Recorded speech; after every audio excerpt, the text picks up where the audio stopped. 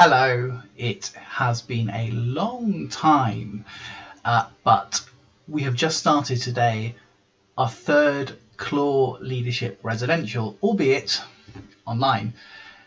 Covid-19 means that we haven't been able to go to our residential as we normally would, be all together and have the days away, so Clore have come up with an alternative model, which means that we are doing the modules online. It's interesting. It's not what people wanted to happen, but of course current circumstances dictate that getting a group of us together isn't going to happen. So rather than leave us waiting for an incredibly long time to have our residential, it's been decided we'll do it online. We were meant to do this in March. It is now end of May. We're kind of 2 months late, but yes, so we got back into the group today online. The vast majority of us were there. Some people, it's quite tricky because of the current circumstances in terms of working, in terms of personal responsibilities, childcare, and so on and so forth. But we had a group together as best as we could. And I'll admit to being a bit apprehensive with regards to how successful I thought the module would be. But having done our first day, yeah, I feel it's gone okay. So I thought it was time for a few reflections on what happened today.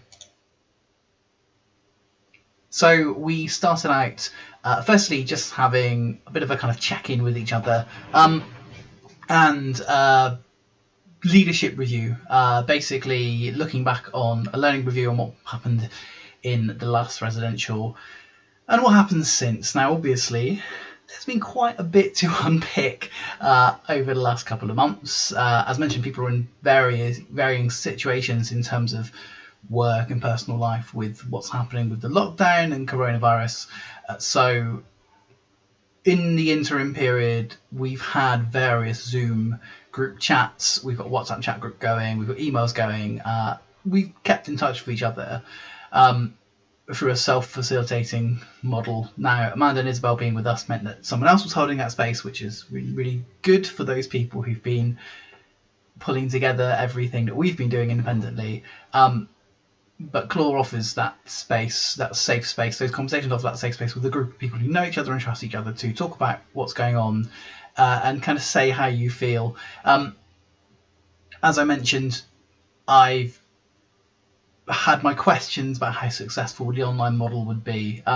Personally, I take a whole lot away from being in a group situation, talking to people, having those conversations, sharing that space, feeling that connection. One of the things about working in the cultural sector is having those spaces that are contained full of people who inspire you, who challenge you, who you have a laugh with. The dynamic is obviously very different from being online. For instance, Zoom, you can only speak one at a time. Obviously, common courtesy dictates that's a good thing, but in situations where you are working collaboratively, you're having conversations, there are lots of different kind of micro conversations that happen around a space. You don't really have that opportunity for a Zoom facilitated conference. And it's something that I have always felt like I enjoy those conversations and I kind of thrive in them in many ways. So it was one of my concerns was, are we going to feel like we're losing that, we're missing that? Or are we not having those conversations which are really valuable and really impactful during the space? But we don't have that opportunity. We're online, so we had a bit of a catch up and a check-in. It's always nice to just talk on a personal level. So much of what we're doing is career focused, leadership focused, sector focused, and we talked a lot about authentic leadership, but sometimes it's quite hard to really be an authentic you because you feel like you're representing your job, your career, your organisation, and whatnot. So those check-ins are quite nice for us just to be people in the space and be honest and have each other's backs and live vicariously through some of the people who've been living by the beach and whatnot. So it's a weirdly nice way to start the sessions, even if a lot of it is people going, I have nothing to do, or I feel really uncertain about the present and the future. It's just nice to get all back together. Amanda and Isabel always hold the space really well, and we chatted a bit and we went into a coaching session where we talked about what we wanted and needed from today and from the module as a whole, and it getting back into the coaching actually felt surprisingly easy, despite having not done Clore stuff for a while. End of February was the last actual Clore residential we did, so 3 months since we've actually done that stuff in that space. The coaching's obviously sunk in, and we chatted quite easily about that stuff, so that was really great. That was really nice to be able to go back to coaching conversations and feel quite natural. Me personally, being in lockdown, being on furlough, haven't had a huge amount of conversations with people, so it was quite nice to talk to people and those skills to still be there in the recent memory. So that was great, and it was nice to just have a smaller group of people chatting as well. When you see the wall of people who are on our Zoom chats, it's quite nice when you can actually see everyone properly rather than being tiny little squares on a mosaic of faces. So that was nice, and and it was good to just check in, ease ourselves back into the process, and kind of get into the real kind of mindset of doing a Clore leadership course and taking things from there. So that was the opening. After that, we moved into our first leadership perspective, which was Sian Alexander from the Lyric and Hammersmith. Now Sian's worked for Arts Council, she's worked with Julie's Bicycle, she's been on boards of organisations. And the leadership perspectives are always really useful. Even if they don't necessarily relate to your personal experience, it's good to get that bigger picture and to understand people coming from. Now, funnily enough, Sian's background is one that I feel resonates a lot with me. So it was quite interesting to hear from her about what her values are, where she's coming from, and obviously everything's wrapped in this extra layer of Covid-19 and the cultural sector's survival during and post this situation. And we had 90 minutes with Sian. I wish it was a lot longer, an awful lot longer, because it's somebody who I'm just like, yeah, talk to me. I want to hear everything you've got to say because you speak my language and you get it and you've got so much to offer us. Now, the time limitation is unfortunate. The fact that we were in a Zoom setting rather than in a room together, it was referred to as a kind of fireside conversation, but we don't have that fireside. We have cameras and screens, so that's kind of weird way of doing it. But to every possible extent, it felt quite relaxed and informal, and quite engaging. Now, there were lots of questions that were coming up, a variety through the chat in Zoom, and people putting their hand up and waiting to ask a question. That's a model that doesn't necessarily work ideally, but these are challenging times, and it's never going to work quite as you'd want to. But yeah, so Sian offered an awful lot of really useful insights, and I'm just to pick up on a few things that she kind of mentioned. Something that's come up before, something about aligning your own personal values to those of your organisation or those of your role, in order to be able to lead effectively, to be able to say, I believe in what the organisation believes in, or I believe in something that is key to my job. That's kind of a cornerstone of authentic leadership. She talked an awful lot about the Lyric and its responsibility to its community, and also as personally as a leader, that she lives in the community. So she is part of that community. She has an engagement. It's not like a travel in an hour to work and dip in and out of that community. The Lyric have historically had a really strong community engagement, and the community value that building, and the building values that community. That feels really important when you're working in those kind of environments. I mean, generally speaking, any building should be engaged with its community. But particularly, I often think outside of London, when you go to cities where there's one venue or two venues, or geographically there's an isolation between cultural venues and everywhere else, and it's really important to be engaged with that community. Sometimes I think organisations can get a focus on being too big, and they forget to look small and to look at what's on their doorstep. That feels really important, and to me personally, that feels like a really important thing, is be a part of that community, get that community as a leader as well as an organisation. Lyric benefit from a community rallying around them. That's really huge to that organisation's identity. She also talked about where we are now and what's coming next. Working with the community is going to be really important. A lot of organisations are saying that moving forward because of social distancing and whether we can open or not.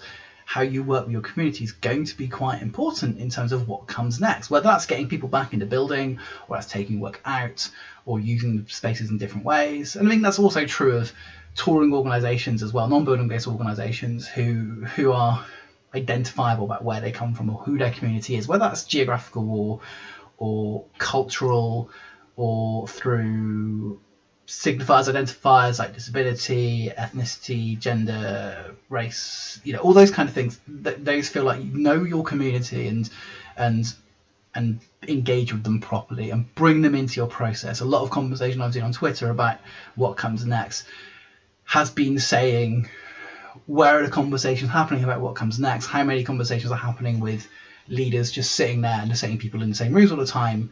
And how many are bringing people in to reflect diversity of voices? Sian talked about that, about leadership and with boards, particularly about diversifying your voices and making sure that you're not having groupthink and there's not an echo chamber, and making sure that you are hearing different voices and perspectives that can inform your thinking, and at least let you know you're taking those perspectives in.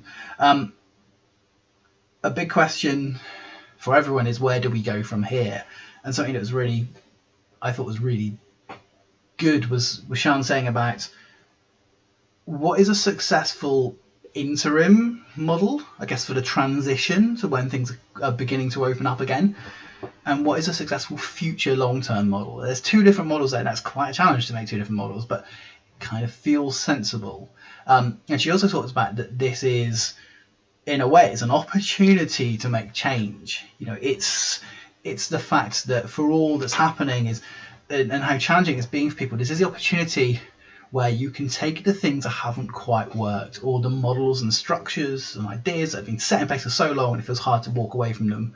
This is the opportunity to make that change and to find those opportunities. Now, it needs brave leadership there, obviously, but it also needs engagement with a wider group of people. Sian clearly gets that. That's something that comes from a role in the Lyric, but also from my experience of working with the Arts Council, the kind of cultural developments and sectoral responsibilities in the bigger picture, and not just thinking insularly. And that feels, again, stuff that people hopefully are bearing in mind. I'm sure as we begin to get out of lockdown, we will see conversations being more open. I'm fingers crossed, that those conversations being more open and the thinking will come out more, and there'll be a bit more engagement for wider groups of people, be it artists or communities or whatnot. So